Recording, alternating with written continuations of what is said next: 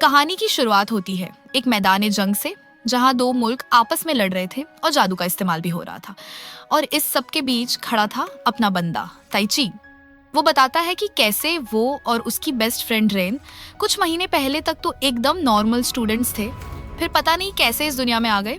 वो अपनी नई ताकत को चीट मानता है, क्योंकि यार ये दोनों ना इतने ज्यादा ओवरपावर्ड है। अब ये दोनों यहाँ तक पहुंचे कैसे, ये बताने के लिए एक फ्लैशबैक आता है। ताइची और रेन स्कूल से घर लौट रहे थे, तभी ताइची को कोई अपना नाम पुकारता सुनाई देता है, पर वो कंफ्यूज हो जाता है। उधर एक जादूगरनी एक समनिंग रिचुअल कर रही होती है, तभी एक बुरे आदमी ने उस पर हमला कर दिया।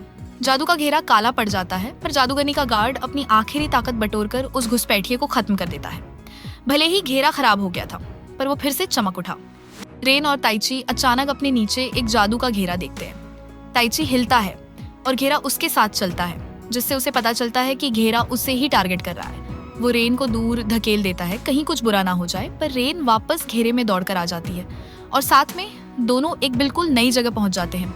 दोनों खड़े होकर रास्ता ढूंढने लगते हैं, क्योंकि उनके सेल फोन पर कोई सिग्नल नहीं था। ताइची आसानी से समझ जाता है कि अब वो अपनी दुनिया में नहीं है, पर उसे लगता है कि वो किसी आरपीजी गेम की दुनिया में आ गए हैं। अंधेरा होने लगा था और उन्हें कोई सभ्यता भी नहीं मिली थी। अचानक कहीं से एक काली घोड़ी उनके सामने आ जाती है। बिना बताए ही ये दोनों जानते हैं कि ये घोड़ी काफी खतरनाक है। वो उनकी तरफ चार्ज करती है, पर वो उसकी पहली अटैक को चकमा दे देते हैं। ताइची रेन से कहता है कि वो भाग जाए, जबकि वो घोड़ी को भटकाने की कोशिश करेगा। रेन ये नहीं चाहती, पर ताइची खुद को खतरे में डालने का आदी था। वो घोड़ी की तरफ बढ़ता है, उसे चिढ़ाता है और कहता है भी कि अगर हिम्मत है तो उसे मार दे। उसने घोड़ी पर एक पत्थर भी फेंका, पर जैसा सोचा था इससे घोड़ी को कुछ नहीं हुआ। घोड़ी बस ताइची की मौत की ख्वाहिश पूरी करने ही वाली थी। तभी एडवेंचरर्स का एक ग्रुप आता है और घोड़ी को नीचे गिरा देता है। जिस तरह के हथियार इन लोगों के पास थे और जिस तरह से वो बात कर रहे थे, ताइची को आखिरकार समझ आता है कि वो एक बिल्कुल नई अलग दुनिया में है। वो खुद से वादा करता है कि वो और रेन इस दुनिया में जिंदा रहेंगे और अगर हो सके तो अपनी दुनिया वापस जाएंगे। उस रात एडवेंचरर्स उनके लिए कैंप लगाते हैं ताकि वो बैठ सकें और आराम कर सकें। एडवेंचरर्स कपड़ों में फर्क के बारे में बात करते हैं, पर ताइची और रेन के पास कहने को कुछ नहीं था। एडवेंचरर्स समझ जाते हैं कि दोनों कुछ कहना नहीं चाहते और वो इस बात का सम्मान करते हैं। एडवेंचरर्स एस्पायर नाम के एक कस्बे का जिक्र करते हैं और ताइची उनसे पूछता है कि क्या वो उन्हें वहां ले जा सकते हैं। एडवेंचरर्स ताइची को बताते हैं कि वो कम से कम इतना तो कर ही सकते हैं। उस रात ताइची रेन के पास जाता है और खुद को खतरे में डालने के लिए माफी मांगता है। रेन उसकी माफी कबूल कर लेती है, पर साथ ही ये भी कहती है कि वो ऐसा दोबारा ना करे। वो नहीं चाहती कि ताइची खुद को सिर्फ इसीलिए नुकसान पहुंचाए क्योंकि वो एक लड़का है। ताइची उससे वादा करता है कि चाहे कुछ भी हो जाए वो उसका साथ कभी नहीं छोड़ेगा। ये रेन के लिए काफी था और दोनों में सुलह हो जाती है। अगली सुबह एडवेंचरर्स दोनों को कस्बे तक ले जाते हैं और ताइची जानता है कि अगर उन्हें जिंदा रहना है तो उन्हें पैसे कमाने होंगे। दोनों एडवेंचरर्स को उनकी मदद के लिए धन्यवाद देते हैं और अपनी ताकत पर काम करने का वादा करते हैं। एडवेंचरर्स उन्हें कुछ सिक्के देते हैं ताकि वो गुजारा कर सकें और उन्हें बताते हैं कि अगर उन्हें कभी मदद की जरूरत पड़े तो वो कहाँ मिलेंगे। एडवेंचरर्स चले जाते हैं और दोनों गिल्ड में साइन अप करने के लिए जाते हैं। वो अटेंडेंट से मिलते हैं जो उन्हें इंसान के रूप में क्लासिफाई करता है और तभी इन दोनों को समझ आता है कि इस दुनिया में बोनो जैसी अलग अलग दौड़े भी हैं। रिसेप्शनिस्ट उन्हें कॉन्टैक्ट बुक देती है। दोनों को समझ आता है कि लिखावट असल में जापानी नहीं है, पर किसी वजह से वो उसे पढ़ पा रहे हैं।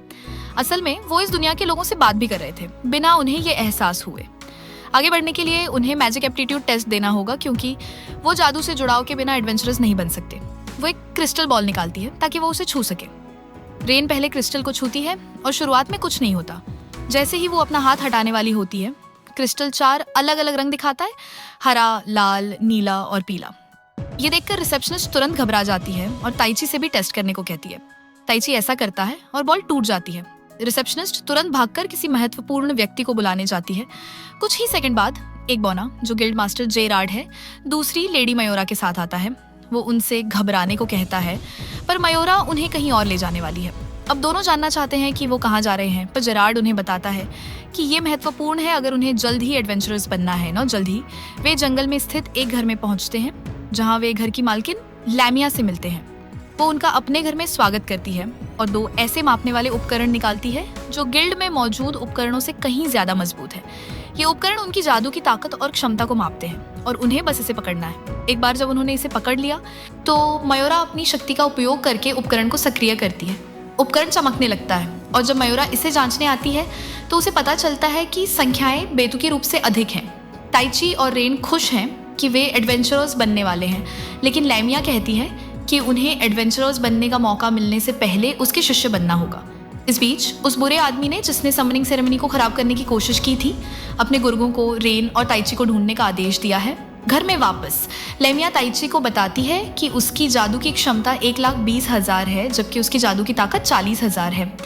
रेन की क्षमता 37,000 और जादू की ताकत 5,000 है। मयूरा उन्हें बताती है कि वे कितने मजबूत हैं, यह बताते हुए कि एक सामान्य इंसान की क्षमता 10,000 से ज्यादा होती है, जबकि ताकत 2,000 से ज्यादा होती है। लैमिया, जिसे इलाइन मैजिक किंगडम की शीर्ष जादूगरनी माना जाता है, कि जादू की क्षमता केवल 43,000 और जादू की ताकत 6,000 है। लैमिया दोनों को बताती है कि उनके पास असाधारण शक्तियां हैं और यही कारण है कि उन्हें उनका उपयोग करना सीखना होगा। अगर वे बहुत अच्छी तरह से प्रशिक्षण ले पाते हैं तो दोनों में एस रैंक एडवेंचरर्स या यहाँ तक कि शीर्ष रॉयल जादूगर बनने की क्षमता है। लैमिया ये भी बताती है कि ताइची में अकेले ही एक पूरे राष्ट्र को खत्म करने की क्षमता है। अगर वह चाहे तो राजा भी बन सकता है और राज्य की सभी महिलाओं को पा सकता है।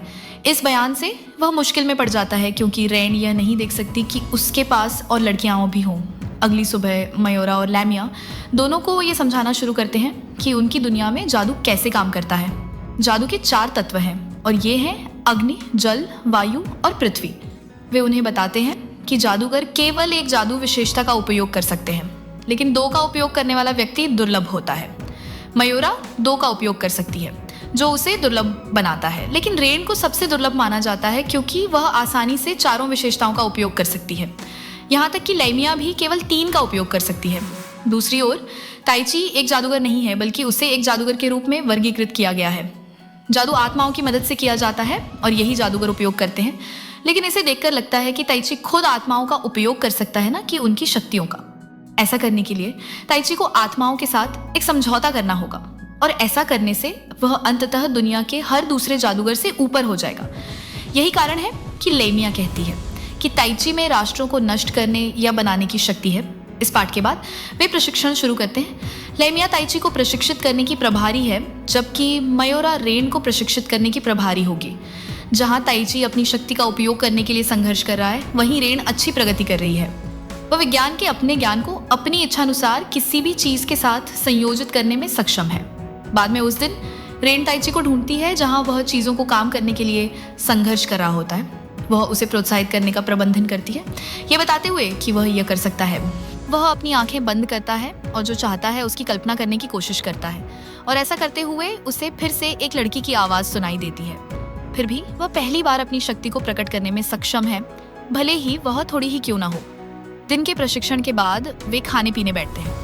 लैमिया ताइची को सलाह देती है, ये बताते हुए कि अगर उसे ठीक से काम करना है तो उसे अपने शरीर को बढ़ाना होगा। जब दोनों सो जाते हैं तो लैमिया मयूरा को बताती है कि उन्हें ताइची और रेन को 3 सप्ताह में प्रशिक्षित करने की जरूरत है, क्योंकि उसे संदेह है कि कुछ बुरे लोग उनके पीछे आएंगे। इस बीच जादूगरनी उनकी सफलता के लिए प्रार्थना कर रही है। 3 सप्ताह बाद दोनों अब अपनी शक्तियों का कुछ हद तक उपयोग करने में सक्षम है। रेन के पास अब अपनी जादू का उपयोग करने के लिए एक स्टाफ है और उसे अपनी जादू का उपयोग करने से पहले मंत्र भी नहीं पढ़ना पड़ता। उनके शिक्षक उन पर गर्व करते हैं और मयूरा रेन की अनुकूलन क्षमता के बारे में बात करती है। रेन और ताइची जल्द ही एक काली घोड़ी से टकराते हैं, ठीक वैसे ही जैसे वे इस दुनिया में आए थे। अब चीजें अलग हैं और वे आसानी से इस जानवर को नीचे गिरा देते हैं। उस रात लैमिया उन्हें बधाई देती है, ये बताते हुए कि वे अब आधिकारिक तौर पर स्नातक हो गए हैं। दोनों अगले दिन एस्पायर जाएंगे ताकि वे एडवेंचरर्स के रूप में पंजीकरण कर सके, और ये मूल रूप से उनका लक्ष्य था और वे आखिरकार इसे प्राप्त करने के लिए खुश है। लैमिया फिर दोनों को बताती है कि उन्हें सावधान रहने की जरूरत है, क्योंकि जैसा कि वह देख सकती है दोनों खोए हुए हैं। उसने उनके बारे में एक बार पढ़ा था और वे ऐसे लोग हैं जो समनिंग द्वारा दूसरी दुनिया से आए थे। ताइची और रेन यह जानकर हैरान हैं कि लैमिया को वास्तव में इस बात का पता है कि वे इस दुनिया से नहीं हैं। मीरा उन्हें बताती है कि लैमिया ने उन्हें अपनी जगह पर प्रशिक्षित करने का फैसला इसी वजह से किया था। वह उन्हें बताती है कि उन्हें उस जादूगर को ढूंढने की जरूरत है जिसने उन्हें सम्मन किया था। जो समनिंग जादू का उपयोग कर सकते हैं वे आमतौर पर शक्तिशाली होते हैं, क्योंकि वे अंतरिक्ष और समय को हेर फेर कर सकते हैं। ताइची इसे अच्छा मानता है, क्योंकि अगर वे दुर्लभ हैं तो उन्हें इस एक जादूगर को ढूंढना आसान होगा। वे सब कुछ साफ कर सकते हैं और जादूगर से उन्हें घर वापस भेजने के लिए कह सकते हैं। बाद में जब ताइची और रेन साथ होते हैं तो ताइची रेन को इस दुनिया में उसके साथ आने के लिए धन्यवाद देता है क्योंकि वह अकेले जीवित नहीं रह पाता। ताइची के उस रात सोने से पहले महिला की आवाज उसे फिर से बुलाती है, ये बताते हुए कि वे बहुत जल्द मिलने वाले हैं। आगे ताइची एक सपने से उठता है जहां महिला की आवाज उससे बात कर रही होती है। ये उसे ये सोचने पर मजबूर करता है कि वास्तव में कौन उससे संपर्क करने की कोशिश कर रहा होगा। फिर वह बताता है कि वह और रेन पिछले 2 हफ्तों से कैसे जीवित रहे हैं। उन्होंने एडवेंचरर्स गिल्ड में पंजीकरण कराया है और तब से ई रैंक की नौकरियां कर रहे हैं। यह ताइची और रेन के जीवन का एक और दिन है। रेन किंगडम के इतिहास के बारे में पढ़ने के लिए बैठती है। उसे पता चलता है कि एलिसन किंगडम में 80% आबादी जादू का अभ्यास कर सकती है।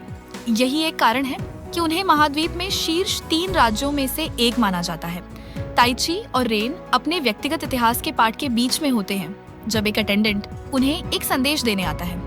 गिल्ड मास्टर ने व्यक्तिगत रूप से दोनों को बुलाया है। पता चलता है कि उनके पास उनके लिए एक काम है और इसमें उन्हें झुग्गियों में एक बार की जांच करनी होगी। अफवाह है कि तस्करी का सामान झुग्गियों के रास्ते शहर में प्रवेश कर रहा है और एक विशेष बार सवालों के घेरे में है। ये क्वेस्ट डी रैंक की है और ये ताइची और रेन को पदोन्नत होने का अवसर देती है यदि वे कार्य को पूरा करने में सक्षम है। 2 अन्य पार्टियों ने इस कार्य को आजमाया है लेकिन वे इसमें असफल रहे हैं। गिल्ड मास्टर ताइची और रेन की ओर रुख करने का फैसला करता है क्योंकि उनकी शिक्षिका लैमिया ने उनकी सिफारिश की थी।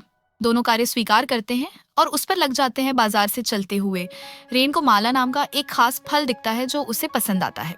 वो उसे खरीदना चाहती है। लड़की तो दाम सुनकर एकदम हैरान रह जाती है। व्यापारी बताता है कि पिछले हफ्ते से खाने पीने की चीजों की बहुत कमी हो गई है और ऐसी अफवाह है कि दानव गाड़ियों पर हमला कर रहे हैं। इसी कमी के कारण सब कुछ महंगा हो गया है। दोनों आखिर फल खरीद लेते हैं और वहां से निकलकर अपनी खोज और इस कमी के संबंध में बात करने लगते हैं। ताइची को अपनी काबिलियत पर पूरा भरोसा है और वो इस मामले की और गहराई से छानबीन करना चाहता है, इस यकीन के साथ कि वो हारेगा नहीं। उसी रात दोनों अपनी जांच करने के लिए उस बार में जाते हैं। वे दोस्ताना तरीके से बारटेंडर के पास जाते हैं और उससे पूछते हैं कि क्या वो उन्हें वो सामान दिलाने में मदद कर सकता है जो बाजार में नहीं मिल रहा। वे उसे एक बिजनेस का प्रस्ताव देते हैं और असल में वे ब्लैक मार्केट में ज्यादा मुनाफे में बेचने के लिए सामान चाहते हैं। बारटेंडर को और मनाने के लिए दोनों रिश्वत के तौर पर एक मोटी रकम निकालते हैं, लेकिन इससे उनके लिए और दिक्कतें खड़ी हो जाती हैं। जल्द ही वे ऐसे आदमियों से घिर जाते हैं जो उनकी जान लेना चाहते हैं। ये लोग दोनों के सामने टिक नहीं पाते क्योंकि वे आसानी से गुंडों को ढेर कर देते हैं। वो लड़के गिड़गिड़ाने लगते हैं और ताइची और रेन को बताते हैं कि उन्हें किसी अनजान आदमी ने यह काम सौंपा था जिसने उन्हें पैसे दिए थे। बारटेंडर ताइची और रेन को यह कहकर हंगामा रोकने में कामयाब हो जाता है कि उनका सारा सामान बिक चुका है। वो ताइची और रेन को यह भी बताता है कि उसे उनके पैसों में कोई दिलचस्पी नहीं है और उन्हें जाने के लिए कहता है। ताइची और रेन बार से बाहर निकलते हैं और चलने लगते हैं, लेकिन देखते हैं कि कुछ लोग उनका पीछा कर रहे हैं। वे भागने की कोशिश करते हैं लेकिन जल्द ही निंजा जैसी कपड़े पहनी महिलाओं द्वारा रोक लिए जाते हैं। उनके बीच लड़ाई छिड़ जाती है और ताइची को लगता है कि जांच के लिए उनमें से एक को पकड़ना अच्छा होगा। वह अपना मुक्का रोकने में कामयाब होता है और एक महिला को गिरा देता है। नेता दूर खड़ी सब कुछ देखती रहती है और समझ जाती है कि वे दोनों के सामने टिक नहीं पाएंगी। निंजा एक स्मोक बम गिराते हैं और धुएं की आड़ में गायब हो जाते हैं, अपने एक साथी को छोड़कर। ताइची को निंजा के भागने की ज्यादा परवाह नहीं है क्योंकि वे उनमें से एक को पकड़ने में कामयाब हो गए हैं। बाद में पकड़ी गई निंजा एक कोठरी में जागती है। गैरार्ड दरवाजे के बाहर खड़ा उसे बताता है कि वो एक सुरक्षित जगह पर है। वो उसे यकीन दिलाता है कि ताइची का उसे चोट पहुंचाने का कोई इरादा नहीं है, लेकिन उसे एक विकल्प दिया गया है, या तो उनके साथ सहयोग करे या अपने लोगों के पास वापस जाए जो उसे देखते ही खत्म कर देंगे। अगले सीन में मायूरा लड़कों से मिलने आती है और उन्हें उनके डॉ रैंक में प्रमोशन के लिए बधाई भी देती है। हालांकि चीजों के दाम अभी भी बढ़े हुए हैं, बल्कि पिछले हफ्ते से तो और खराब हो गए हैं। मायूरा उन्हें बताती है कि वह उनसे मिलने का मुख्य कारण उनके साथ एक पार्टी बनाना है, अगर वे इच्छुक हों तो। वह खाने की कमी का समाधान खोजना चाहती है। उसने अफवाह सुनी है कि एक शक्तिशाली जादूगर इस बुरे काम के पीछे वालों का समर्थन कर रहा है और इसी वजह से किसान लड़ नहीं पा रहे हैं। उसने कभी पार्टी बनाने के बारे में नहीं सोचा था, लेकिन यहाँ वह ताइची और रेन के साथ एक में शामिल हो रही है। जल्द ही बाद वे किसानों के एक समूह से मिलते हैं। किसानों में मिल और लेथ भी हैं, वो व्यक्ति जिसने गिल्ड के साथ खोज दर्ज की थी। कासिम भी किसानों के साथ है। ताइची को अजीब सा महसूस होता है जब वो उससे हाथ मिलाता है, लेकिन उसे अभी तक पता नहीं चलता कि वो क्या है। साहसी लोग किसानों के साथ गश्त पर जाने वाले हैं, ये देखने के लिए कि क्या वे अपनी फसल चुराने वालों को पकड़ पाते हैं। वे बागान के बीच में पहुंचते हैं और रेन का स्टाफ उसे चेतावनी देता है कि कुछ आ रहा है। तभी ऑक्स और एक बड़ा ओग्रे जंगल से बाहर आते हैं। राक्षसों से भिड़ते समय ताइची टीम को निर्देश देता है। कुछ ही देर में ताइची और उसकी पार्टी के सदस्य ओग्रे और ऑक्स को खत्म कर देते हैं। उस रात ताइची, रेन और मायूरा अपनी शंकाओं के बारे में बात करते हैं। ऑर्क्स और ओग्रे उस जगह के मूल निवासी नहीं हैं, जिसका मतलब है कि जिनसे उनका सामना हुआ उन्हें किसी ने भेजा था। मायूरा चाहती है कि वे पूरी जांच करें और जो कोई भी इसके पीछे है उसे दिखाए कि उन्हें कम आंकना क्यों बंद करना चाहिए। कहीं और एक जादूगर को राक्षसों को खत्म करते और उनकी जीवन शक्ति को अवशोषित करते हुए देखा जाता है, किसी स्पष्ट रूप से बुरी चीज की तैयारी में। जबकि अपनी कोठरी में हत्यारा समझ जाती है कि ताइची उसे मार सकता था, लेकिन उसने नहीं चुना।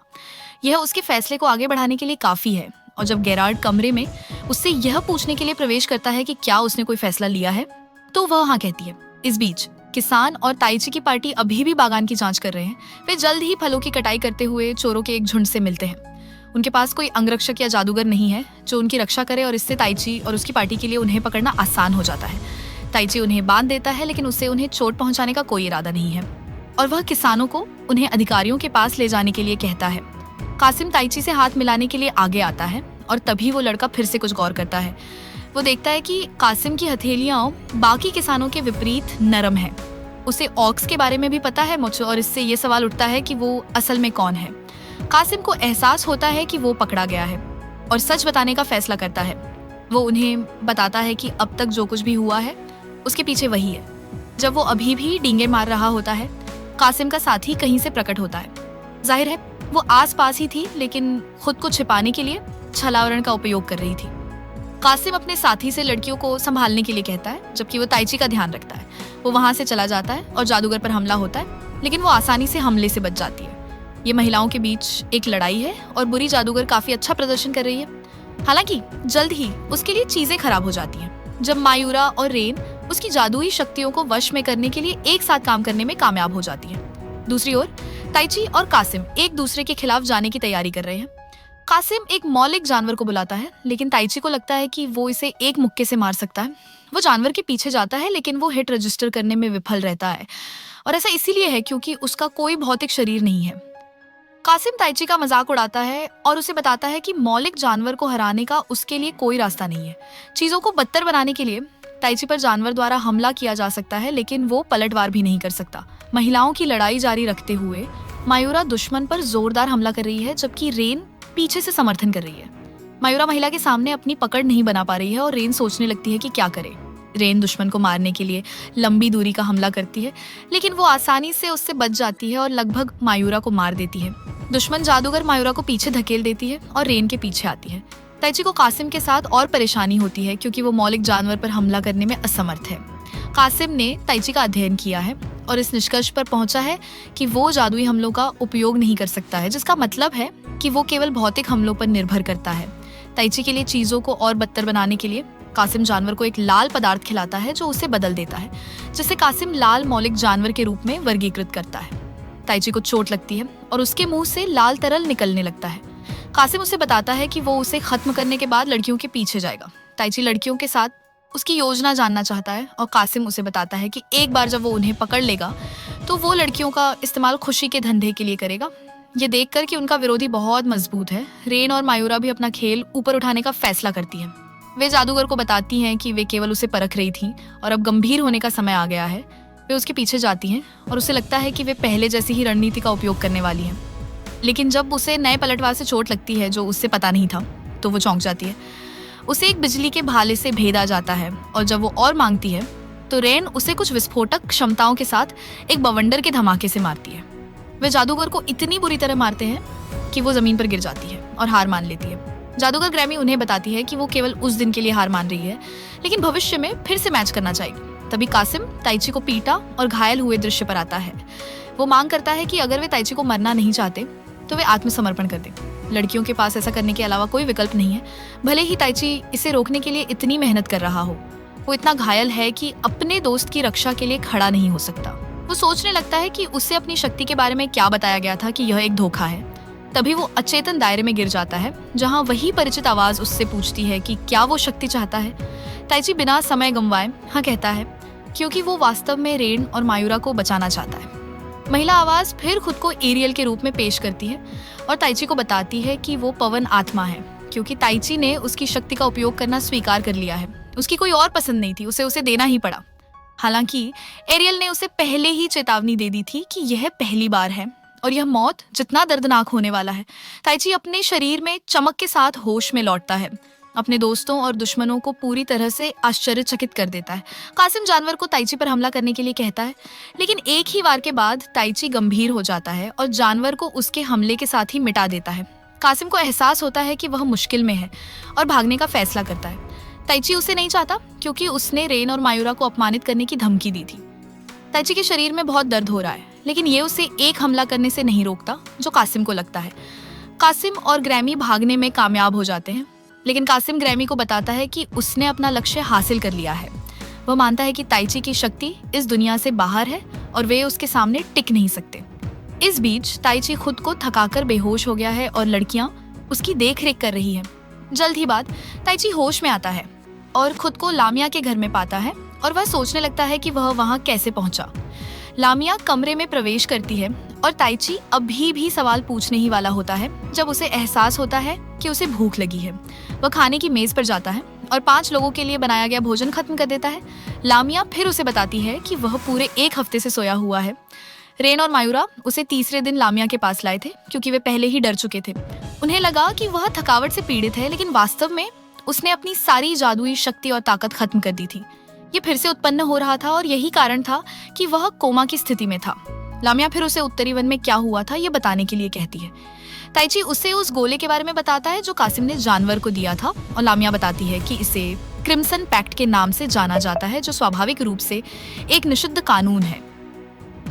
ये मनुष्यों और जानवरों के बीच एक अनुष्ठान है, लेकिन क्रूरता के कारण इसे प्रोत्साहित नहीं किया जाता है। ताइची फिर लामिया को एरियल के बारे में बताता है और यह तुरंत उसके दिमाग में कुछ भेज देता है। इससे लामिया अंततः यह पता लगाने में सक्षम हो जाती है कि ताइची वास्तव में क्या है। दूसरी ओर कासिम और ग्रैमी को अपने बॉस को रिपोर्ट करते हुए देखा जाता है। वह जो बताया गया है उससे प्रभावित है, लेकिन कासिम को बताता है कि उसके लिए एक और काम है। ऐसा लगता है कि ग्रैमी उनके लिए एक मोहरा है और नेता उसे और आज्ञाकारी बनाने के लिए उसके गुलाम मंत्र में कुछ संशोधन करता है। कार्निवल की तैयारी में नेता अपने हवेली छोड़ने से पहले अपनी मेज पर रखे नोटों के ढेर में एक नोट छोड़ देता है। अब लामिया के घर में लामिया ताइची को बताती है कि वह एक समनर है। वह एक शमन से बहुत करीब से संबंधित है, लेकिन उनके बीच अंतर यह है कि आत्मा मेजबान से शक्ति लिए बिना अपनी शक्ति का उपयोग करती है। यह मंत्र और हमले को और भी खतरनाक बनाता है। तभी नौकरानी अल्मेडा ताइची की जांच करने के लिए कमरे में प्रवेश करती है। वह ताइची को बताती है कि उसे नहीं पता कि रेन और मायूरा कब वापस आएंगे क्योंकि वे सुबह से ही घर से बाहर है। ताइची उठने और दोनों को खोजने का फैसला करता है। वह शहर की ओर जाता है और जैसे ही वह गली में चल रहा होता है, वह कुछ लड़कों को एक लड़की को परेशान करते हुए देखता है और हस्तक्षेप करने का फैसला करता है। जैसे ही वह ऐसा करता है, लड़की लड़कों से कूदकर ताइची की बाह पकड़ लेती है। लड़के गुस्सा हो जाते हैं और ताइची को अपनी औरत चुराने के लिए चोट पहुंचाने के लिए चाहते हैं, लेकिन ताइची की एक लात बदमाश को उड़ा देती है। उसका साथी उससे फर्श से उठाता है और दोनों भाग जाते हैं। ताइची फिर इस बात पर जोर देता है कि लड़की को वास्तव में उसकी मदद की जरूरत नहीं थी, क्योंकि वह देख सकता था कि उसने खुद को कैसे संभाला। लड़की इससे प्रभावित होती है और बताती है कि वे पहले मिल चुके हैं। ताइची सोचता है कि वह लड़की से कहाँ मिला था और वह उससे समझाती है कि वह वही महिला हत्यारा है जिसे उसने पकड़ा था। उसका नाम एनास्तासिया है और वह अब गिल्ड में शामिल हो गई है। वह अपनी खुद की जांच कर रही है और सब कुछ उसे मैनर की ओर इशारा कर रहा है। दोनों एक साथ मैनर की ओर बढ़ते हैं और मैनर में मौजूद कुछ गार्डों को मार गिराते हैं। ताइची और एनास्तासिया कमरे में प्रवेश करते हैं और ताइची को एक नोट पर कुछ काफी महत्वपूर्ण लगता है। इस बीच मीरा और रेन गली में त्योहार का आनंद लेते हुए चल रही है। कहीं से भी दोनों पर कुछ हथियारों द्वारा हमला किया जाता है। रेन लोगों को भागने के लिए कहती है ताकि वे दुश्मनों को प्रभावी ढंग से मुकाबला कर सके। एक बार जब क्षेत्र खाली हो जाता है तो यह दोनों समूहों के बीच एक पूर्ण युद्ध में बदल जाता है। दोनों ऊपर देखते हैं कि छत पर अतिरिक्त हत्यारे हैं। जैसे कि यह काफी बुरा नहीं था, ग्रैमी अपनी अभेद्यता के कारण कहीं से भी निकल आती है। वह मायूरा को नॉकआउट कर देती है और उससे अगवा कर लेती है, जबकि बाकी गिरोह रेन को देरी करने की कोशिश करता है।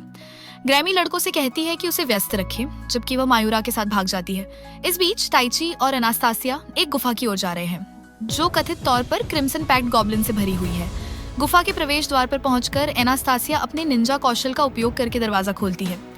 दोनों को दिल खोलकर बात करने का मौका मिलता है और तभी महिला उसे अन्ना कहने के लिए कहती है, क्योंकि उसका पूरा नाम बहुत लंबा है। बाद में रेन हथियारों से छुटकारा पाने में कामयाब हो जाती है और मायूरा को ढूंढते समय वह ग्रैमी से मिलती है, जो उसे बताती है कि मायूरा को कहाँ रखा गया है। रेन सोचती है कि लड़की उसकी मदद क्यों कर रही है और वह उसे बताती है कि मायूरा और रेन उसी की है जो उसे दूर देखने की अनुमति नहीं देगी जब उन्हें कोई और खत्म करने वाला हो। वह रेन को जल्दी करने के लिए कहती है क्योंकि मायूरा को क्रिम्सन पैक्ट की मदद से एक राक्षस में बदलने वाला है। रेन तेजी से भागती है और इमारत तक पहुंच जाती है जहां मायूरा को बंधा हुआ और बुरे लोगों से घिरा हुआ पाती है। वो पूरी तरह से परेशान है और ये उसके चारों ओर बहने वाली हवा के झोंके से स्पष्ट है। वह गिरोह के नेता को मार गिराती है और दूसरों को अक्षम करने के लिए अपनी बर्फ की शक्ति का उपयोग करती है। वह मायूरा की ओर चलती है और उसके बंधनों को तोड़कर उसे मुक्त करती है। तभी बुरे लोगों का नेता कासिम के साथ आता है। वह इस बात से प्रभावित है कि रेन अपने दोस्त को बिना किसी को मारे कैसे बचा पाई।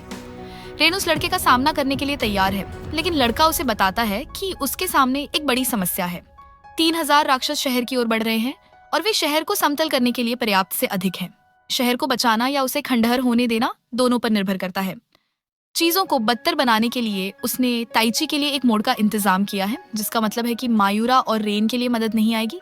कासिम अपने बॉस से ताइची और उसके दोस्तों के लिए बनाई गई योजना के बारे में बात करता है।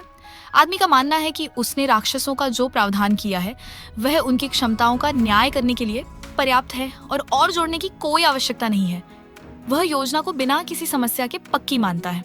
इस बीच ताइची और अन्ना गुफा से गुजरते हुए एक गोलेम से टकरा गए हैं। ताइची अन्ना से वादा करता है कि वह उसकी रक्षा करेगा। वह गोलेम के पीछे जाता है और एक शक्तिशाली हमला करता है जो राक्षस को तोड़ देता है। वह हैरान है कि राक्षस द्वारा कोई कोर नहीं छोड़ा गया है। तभी उनके ठीक सामने एक दरवाजा खुलता है जिसमें एक लाल कमरा दिखाई देता है जो स्पष्ट रूप से राक्षसों से भरा है। वहाँ 2 लड़कियां हैं और वे खुद को मेलोस और मिलो बताती हैं। दूसरी ओर मायूरा और रेन ने गेरार्ड को आसन्न खतरे और शहर की सुरक्षा बढ़ाने की आवश्यकता के बारे में सूचित किया है।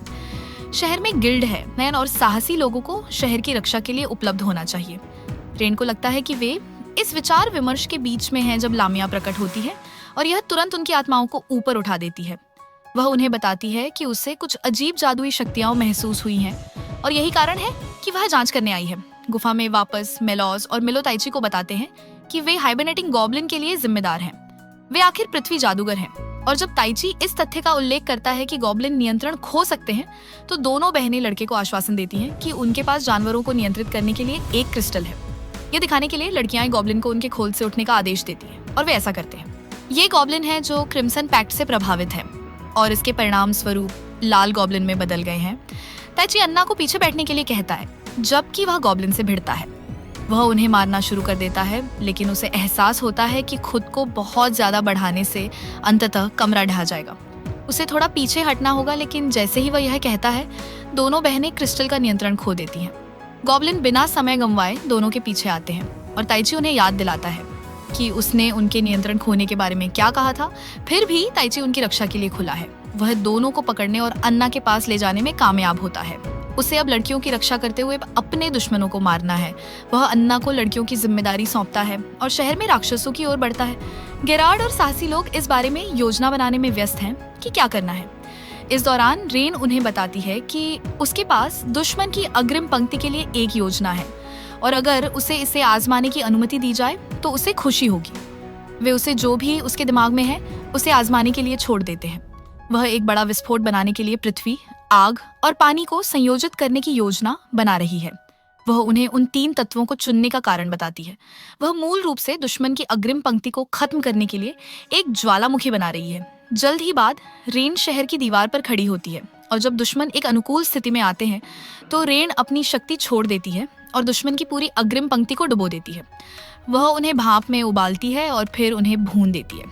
इससे उसकी बहुत सारी जादुई शक्ति निकल जाती है और वह थोड़ा पीछे हट जाती है।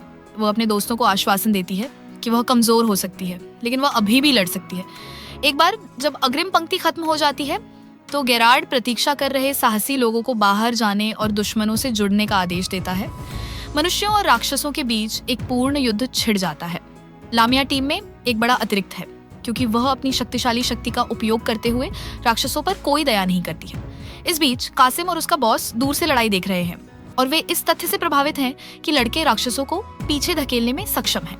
कासिम का बॉस विशेष रूप से खुश है कि लामिया युद्ध के मैदान में मौजूद है। रेन और मायूरा भी युद्ध के मैदान में सक्रिय रूप से लगे हुए हैं। गेरार्ड तंबू में है जब एक स्काउट उसे सूचित करने के लिए आता है कि और राक्षस आ रहे हैं। उसी समय ताइची तंबू में आता है और उसके साथ अन्ना और बहनें भी हैं। युद्ध के मैदान में विशाल राक्षस आ गए हैं और यह तीनों के लिए एक समस्या हो सकती है क्योंकि वे थोड़े थके हुए हैं। फिर भी लामिया नई चुनौती से खुश है और वह इसे कुछ ऐसा मानती है जिसे उसे पार करने की जरूरत है। वह जानती है कि जानवर अपनी ताकत का आकलन करने के लिए है और वह यह दिखाने से पीछे हटने वाली नहीं है कि उसके पास क्या है। वह उन पर एक बुनियादी हमला करती है। जब यह काम नहीं करता है तो वह रेन और मायूरा को उसे 30 सेकंड देने के लिए कहती है। जब वो कुछ बड़ा सोच रही थी, लामिया एक बहुत बड़ा मंत्र पढ़ना शुरू करती है जिससे एक तेज रोशनी निकलती है। तंबू में मौजूद लोगों को लामिया के मंत्र के दुश्मन पर लगने का असर महसूस होता है। यह ताइची युद्ध के मैदान में जाने के लिए तैयार है और वह अन्ना को बहनों का ध्यान रखने के लिए कहता है। अब युद्ध के मैदान में 2 विशालकाय राक्षस मर जाते हैं, लेकिन उनमें से सबसे मजबूत बच जाता है। रेन उस जानवर को गिराने की कोशिश करती है, लेकिन यह काम नहीं करता। वह पहले से ही थक चुकी है और बस घुटनों पर गिर जाती है, जबकि राक्षस उसकी ओर बढ़ता है। वह उन चीजों के बारे में सोचने लगती है जो वह ताइची को बताना चाहती थी, लेकिन उसे मौका नहीं मिला। हालांकि उसे पूरा यकीन है कि ताइची किसी न किसी बिंदु पर शहर को बचाने के लिए आ जाएगा। रेन बस कीमा बनने वाली होती है जब ताइची जानवर के हमले को रोकने के लिए आता है और रेन को बताता है कि उसने लगभग वह सब कुछ सुन लिया जो वह कह रही थी। ताइची राक्षस का मुक्का पकड़ता है और देर से आने के लिए माफी मांगता है। वह राक्षस को पीछे फेंक देता है और लाल ओगरे को गिराने के लिए कुछ मुक्के मारता है। इससे एक राक्षस नीचे गिर जाता है, लेकिन इसके अलावा 2 और लाल ओगरे हैं। एक बार जब वह जानवर को गिरा देता है तो वह मिलो और मेलोस को स्क्वाड से परिचित कराता है। वे पृथ्वी जादूगर हैं और वह स्क्वाड को आश्वासन देता है कि दोनों काम के लिए तैयार हैं। अब उनके लिए अन्य राक्षसों से जुड़ने का समय है जो पहले से ही उन पर कन्वर्जिंग कर रहे हैं। कासिम और उसका बॉस इस लड़ाई को देखने में व्यस्त है और बॉस इस लड़ाई के महत्व का उल्लेख करता है। इससे वे ताइची की जादुई क्षमताओं का आकलन करने में सक्षम हो गए हैं। इस बीच गेरार्ड को अपने तंबू में युद्ध की रिपोर्ट मिलती है और अन्ना भी यह सुनती है। वह ताइची के बारे में चिंतित है, लेकिन यह भी सुनिश्चित करती है कि ताइची सुरक्षित रूप से उसके पास वापस आएगा। जैसे ही वह तंबू से बाहर निकलने वाली होती है, एक हुड वाला लड़का उसके पास से गुजरता है और उसके कान में कुछ फुसफुसाता है। ऐसा लगता है जैसे वो किसी जादू के अधीन है और वह ज़ॉम्बी की तरह चलने लगती है। जैसे जैसे समय बीतता है, साहसी लोगों और राक्षसों के बीच लड़ाई और तेज होती जा रही है। लामिया दूसरों को अपनी ताकत बचाने के लिए कहती है क्योंकि उनका मुख्य उद्देश्य ताइची की पीठ को कवर करना है। ताइची लड़ाई में अपना सब कुछ लगा रहा है और वह एक और लाल ओगरे को मार गिराता है। वह एक और हमले के लिए तैयारी करने वाला होता है जब जमीन हिलने लगती है।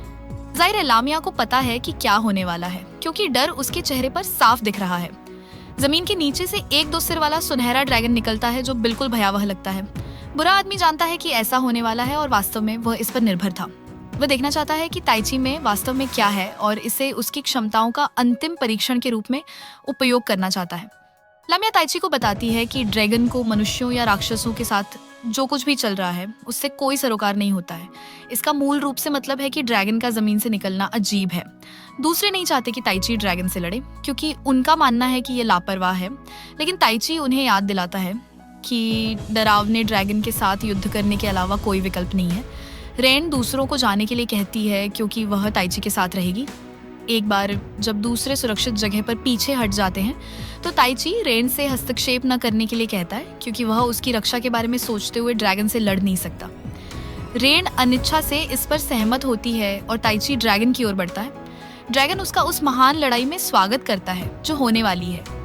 ताइची एरियल को बुलाता है लेकिन वह कहीं नहीं मिलती। ताइची वैसे ही ड्रैगन के पीछे जाने का फैसला करता है, लेकिन उसका पहला मुक्का केवल ड्रैगन को गुदगुदाता है और ड्रैगन उसे एक पलटवार से उड़ा देता है।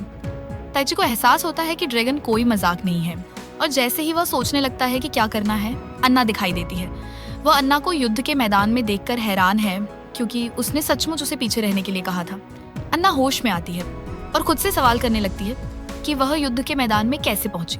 ताइची अभी भी उसे दूर जाने के लिए कह रहा होता है क्योंकि यह खतरनाक है जब ड्रैगन अपने मुंह से आग का एक फट निकलता है और दुर्भाग्य से आग अन्ना को लगती है और वह जमीन पर गिर जाती है।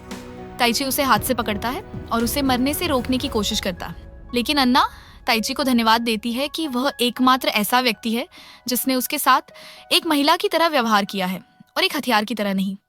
वह अंततः मरने से पहले ताइची से उसकी दोस्त बनने के लिए कहने में कामयाब होती है। ताइची ये देखकर हैरान है और उसे एहसास होता है कि वह उसकी रक्षा करने के अपने वादे में विफल रहा।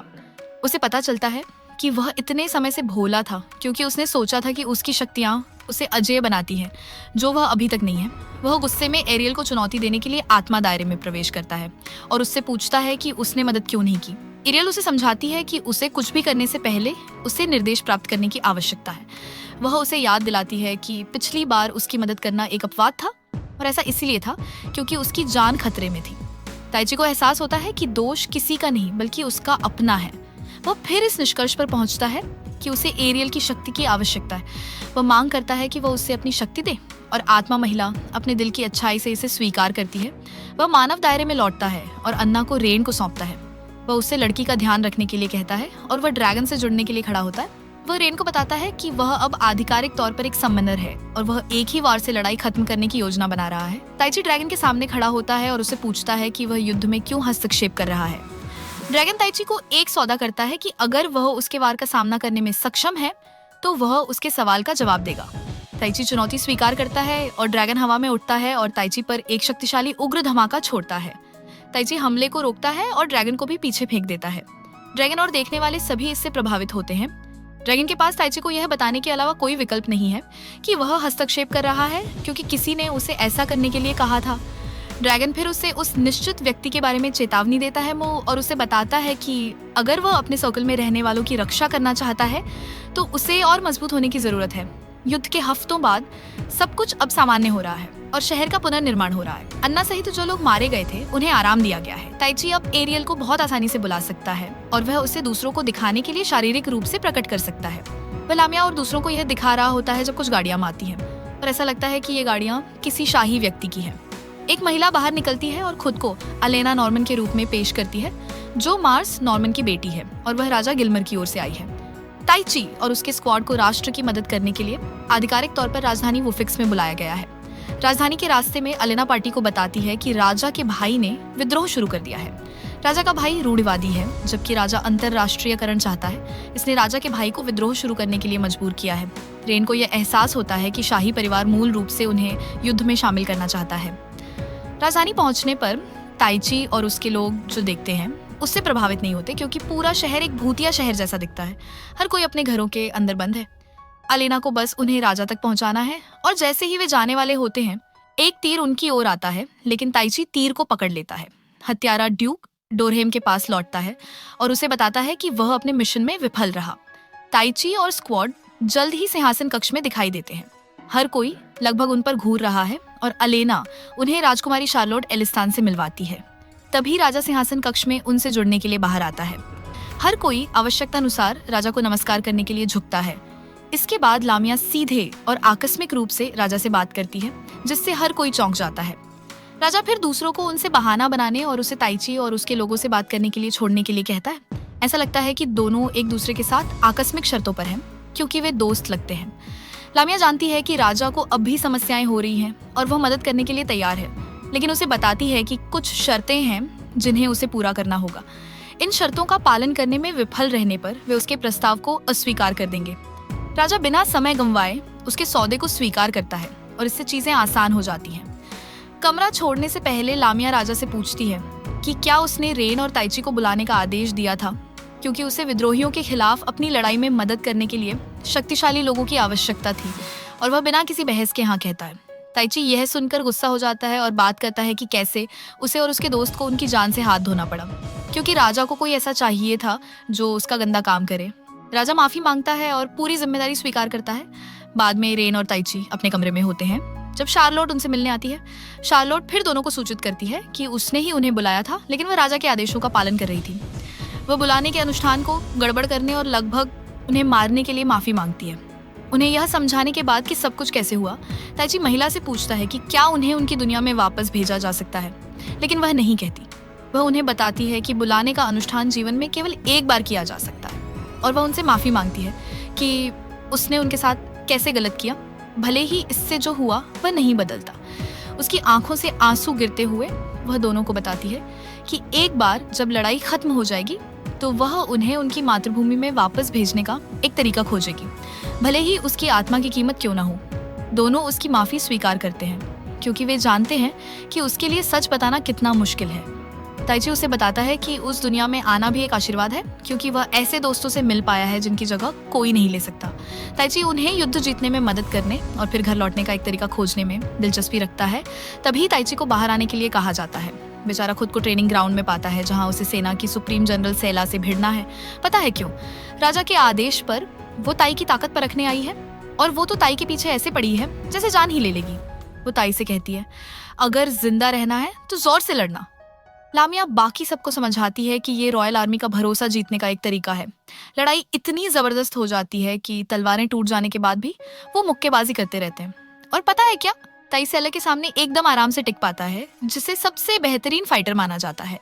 असल में कुछ मिनट लड़ने के बाद वो उसे नीचे गिरा भी देता है। लड़ाई के बाद सेला उससे कुछ ऐसा पूछती है कि सब हैरान रह जाते हैं। वो पूछती है कि क्या वो कपल बन सकते हैं, यहाँ तक कि वो ये भी कहती है कि अगर ताई की पहले से बीवी है तो वो उसकी रखैल भी बन जाएगी। सब जो भी सुन रहे होते हैं उसे सुनकर एकदम सदमे में रह जाते हैं। फिर उसी रात ताई एरियल को बताता है कि वो नॉर्मल लोगों से लड़ने से कितना डरता है, क्योंकि कहीं वो उन्हें चोट न पहुंचा दे। वो अपने खून को हाथ पर लगाए बिना अपनी दुनिया में वापस जाना चाहता है। वो रेन से मिलने जाने का फैसला करता है, लेकिन गलती से उसके कमरे में तब चला जाता है जब वो कपड़े बदल रही होती है। वो भागते हुए माफी मांगता है और रेन को भरोसा दिलाता है कि उसने कुछ नहीं देखा। उसी रात शार्लेट को प्रार्थना करते हुए देखा जाता है। तभी कैसिम का बॉस, जो एक कार्डिनल है, कमरे में आता है। उसका नाम कार्डिनल लरा है, लेकिन शार्लेट को नहीं पता कि वो एक बुरा इंसान है। इसके बाद ताई रेन को बगीचे में देखता है और उसे बताता है कि उनकी रॉयल आर्मी के साथ एक मीटिंग है। इस बीच विद्रोही गुट इस बात पर मीटिंग कर रहा है कि मौजूदा स्थिति को कैसे संभाला जाए। मार्की निलान राजधानी पर हमला करना चाहता है, लेकिन मार्की मारेसी इसके खिलाफ है। निलान जबरदस्ती राजधानी में घुसना चाहता है, लेकिन उसका साथी चाहता है कि वे इस पर थोड़ा ध्यान से काम करें। आखिर में राजा का भाई निलान को राजधानी पर हमला करने की इजाजत दे देता है, ठीक वैसे ही जैसे उसने प्लान किया था। थोड़ी देर बाद सेला को पता चलता है कि निलान पहले ही राजधानी की ओर बढ़ रहा है और वो इसके लिए योजनाएं बनाने लगती है। वो राजा को इसकी जानकारी देती है और लामिया और बेला के साथ एक कमरे में लड़ाई की योजना बनाने के लिए बैठ जाती है। रैन, म्यूरा और ताई भी कमरे में मौजूद होते हैं, लेकिन वे एकदम उलझे हुए दिखते हैं क्योंकि उन्होंने पहले कभी लड़ाई नहीं देखी थी। सेला चाहती है कि ताई अपनी पूरी ताकत से लड़े ताकि वे बाद में शादी कर सके। बाद में उसी रात ताई रेन के कमरे में जाता है और रेन सुझाव देती है कि वो उसके साथ रात भर रुके। रेन बिस्तर पर सोने वाली है, जबकि ताई सोफे पर सोने की सोचता है। इससे उन्हें पृथ्वी पर बिताए पुराने दिनों की याद आती है। ताई रेन के साथ बैठकर माफी मांगता है कि उसे इस दुनिया में आना पड़ा, लेकिन रेन उसे बताती है कि इसमें उसकी कोई गलती नहीं है क्योंकि वो खुद ही मैजिक सर्कल में घुस गई थी। रेन अब इस जिंदगी की कदर करती है जो उन्हें यहाँ मिली है और वो चाहती है कि वो और ताई लोगों की रक्षा करे। सोने का समय हो गया है और ताई खिड़कियां बंद करने के लिए खड़ा होता है। दूसरी ओर लामिया और म्योरा को रेन और ताई की मानसिक स्थिति के बारे में बात करते हुए देखा जाता है। लामिया को लगता है कि कुछ गलत है और वो जांच करने के लिए खड़ी होती है, लेकिन कुछ भी खास नहीं होता। इस बीच महल के बाहर एक आदमी सब कुछ देख रहा होता है।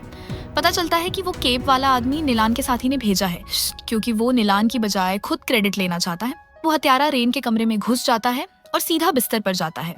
वो अपनी कटार बिस्तर में घुस आता है, लेकिन पता चलता है कि उसे धोखा दिया गया है क्योंकि बिस्तर के नीचे तकिए के सिवा कुछ नहीं है। तभी दरवाजा खुलता है और वो आदमी समझ जाता है कि वो फंस गया है। जब ताई और बाकी लोग अंदर आते हैं, वे उसे चुपचाप साथ चलने के लिए कहते हैं, लेकिन वो रेन के पीछे पड़ जाता है। ताई उसे लड़की को मारने से रोकने में कामयाब होता है और उसका पीछा करता है। वो उसे तब तक पीटता है जब तक लामिया उसे रुकने के लिए नहीं कहती। वो अपना नियंत्रण खोने वाला होता है, लेकिन खुद को रोक लेता है और वे उस आदमी से पूछताछ करने का फैसला करते हैं। हालांकि चीजें ठीक नहीं होती, क्योंकि वो हत्यारा उनके सामने कूदता है और खुद को खत्म करने के लिए महल की बालकनी से कूद जाता है। अगली सुबह दुश्मन शहर में पहुंचने की तैयारी कर रहा है, लेकिन सैनिक भी तैयार है। ताई के पास एक योजना है और वो अपनी चीज करने के लिए दीवारों पर कूदता है।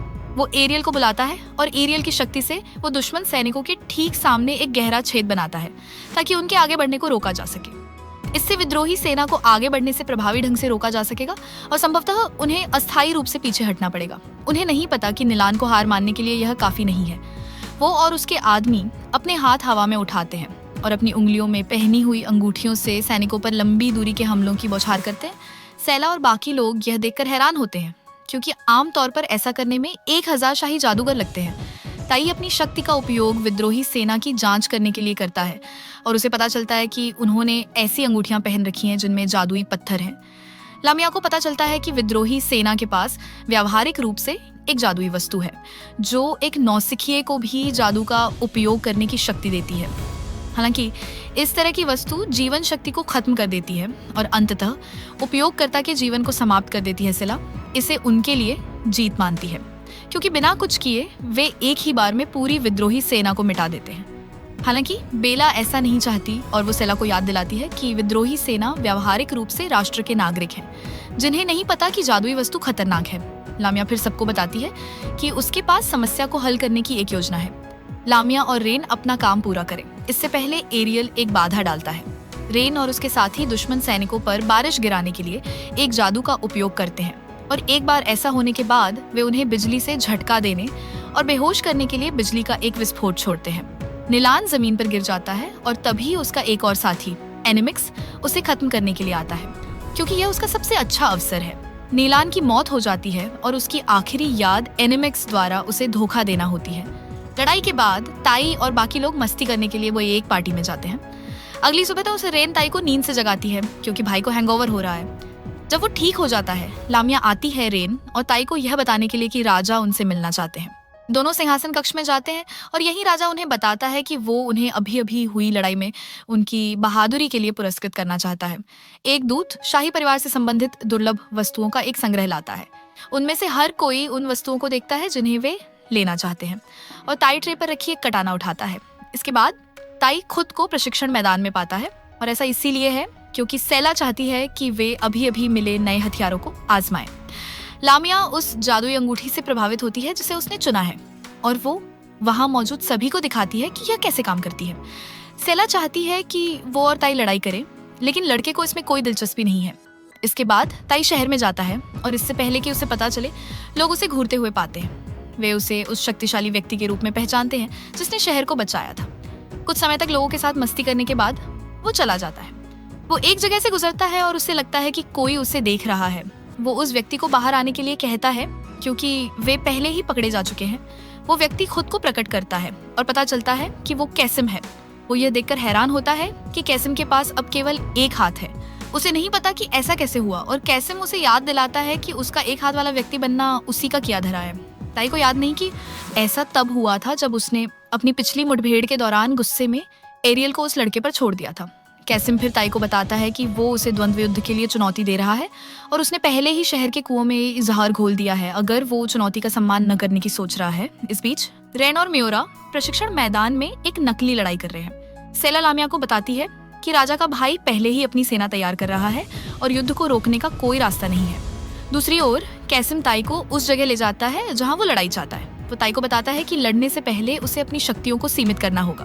ये आम जानकारी है कि ताई कैसिम से कहीं ज्यादा शक्तिशाली है और यही वजह है कि उसे अपनी शक्तियों से छुटकारा पाने की जरूरत है।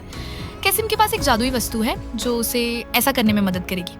कैसिम खेल के मैदान को समतल करना चाहता है और देखना चाहता है कि क्या कड़ी मेहनत की बात आती है तो ताई वास्तव में उसके बराबर है।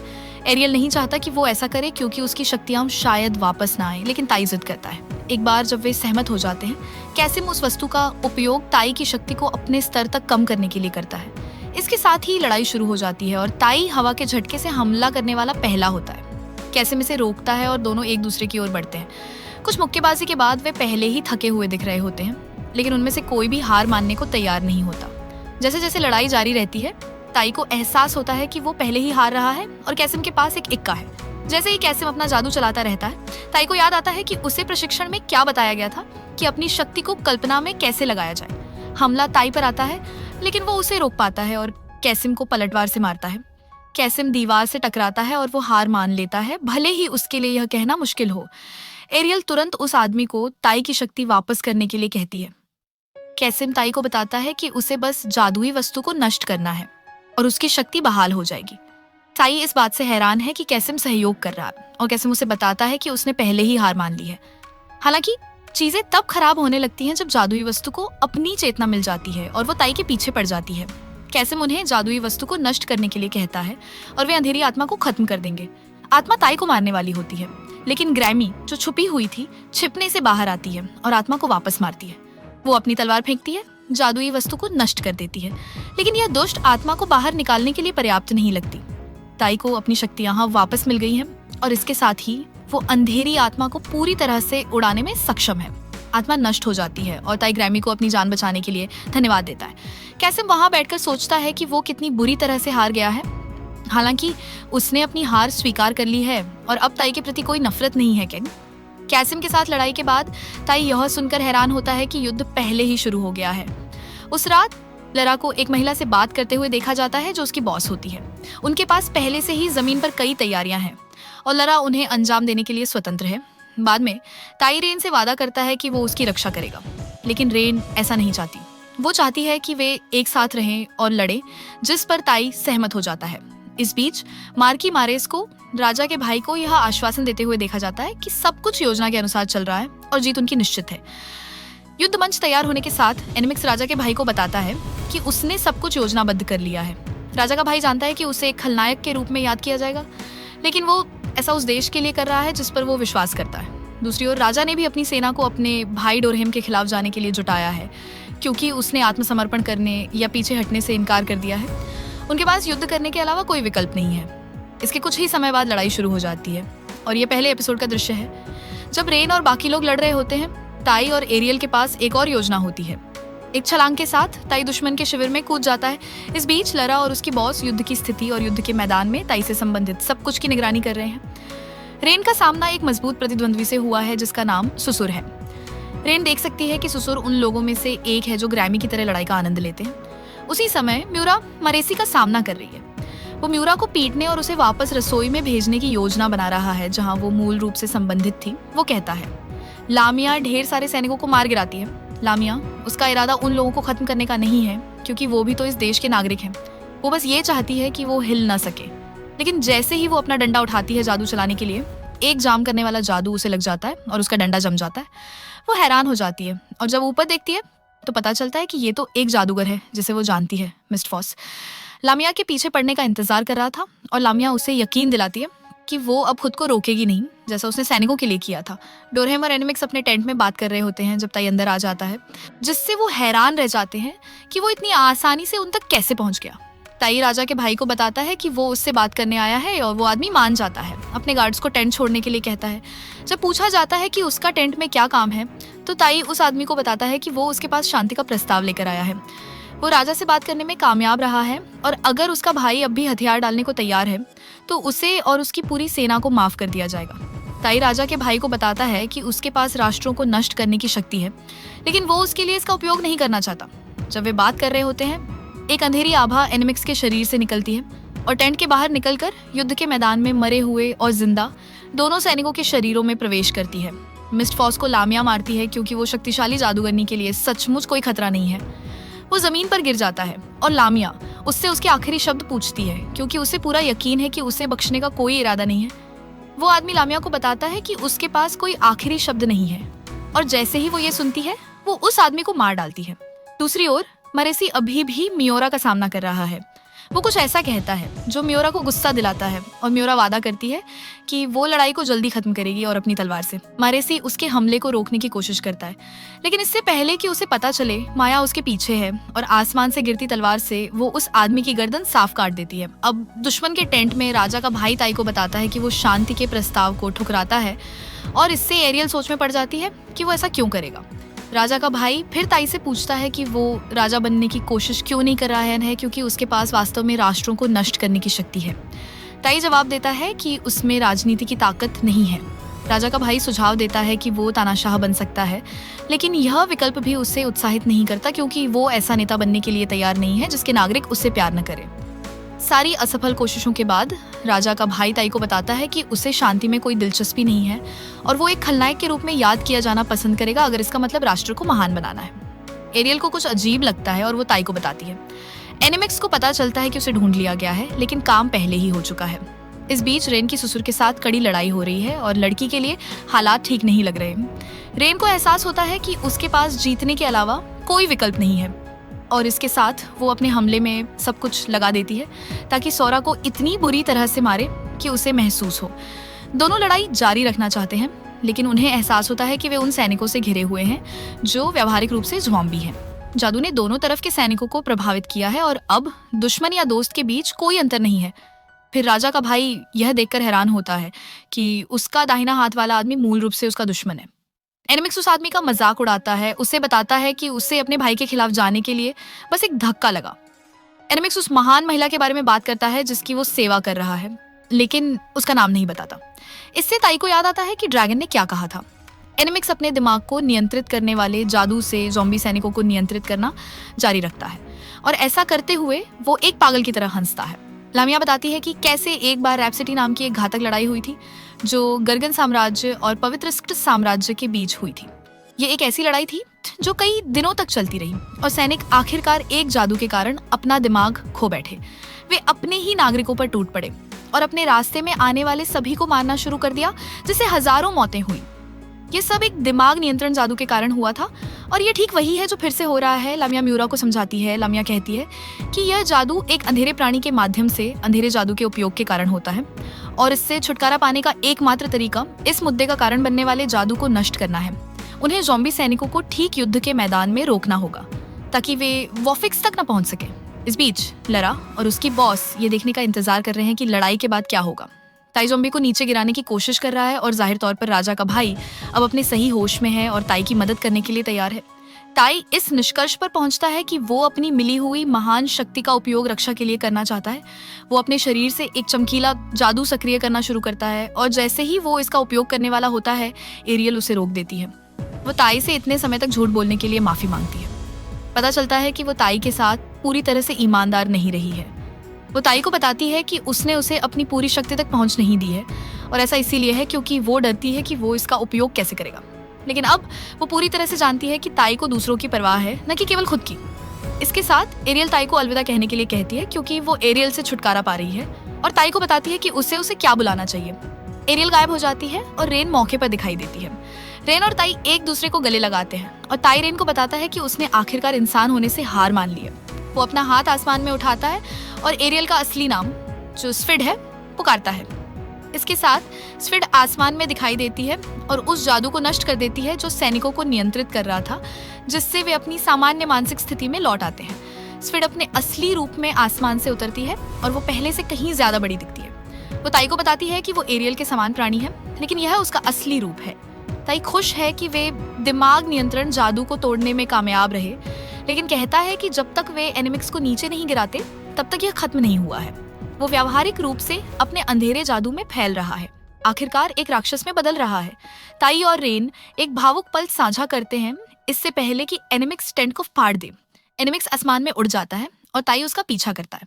ताई को एहसास होता है कि एनिमिक्स ने भी इंसान के रूप में जीने की अपनी इच्छा छोड़ दी है।